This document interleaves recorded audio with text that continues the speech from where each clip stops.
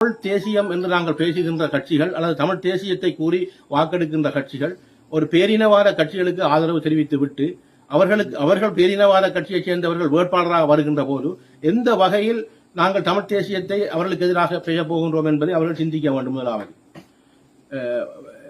பிரதான வேட்பாளராக இருக்கின்றவர்களே அது சயித் பிரேமதாசாவா இருக்கலாம் அல்லது அனுரகுமார் திசாநாயக்கவா இருக்கலாம் அல்லது ரணில் விக்ரமசிங்காவா இருக்கலாம். அவர்களை ஆதரிக்கின்ற தமிழ் தேசியம் பேசுகின்ற பாராளுமன்ற உறுப்பினர்கள் தமிழ் தேசியம் பேசி அடுத்த தேர்தலில் வெல்லப் போகின்றோம் என்று கூறுகின்றவர்கள் எந்த முகத்துடன் மக்களிடம் வரப்போகின்றார்கள் என்பதற்காக மக்கள் ஒரு கேள்வியை கேட்க வேண்டிய ஒரு நிலை வரும் என்பதை அவர்கள் மறந்து விடுகிறார்கள். மறந்துவிட்டு இப்பொழுது இருக்கின்ற இந்த 22 நாட்களுக்குள் எந்த பிழைப்பை நடத்தலாம், எவ்வாறு பொய் சொல்லலாம், எவ்வாறு மக்களை திசை திருப்பலாம் என்று கூறி பயமுறுத்தலாம் என்று கூறியெல்லாம் பார்க்கின்றார்கள்.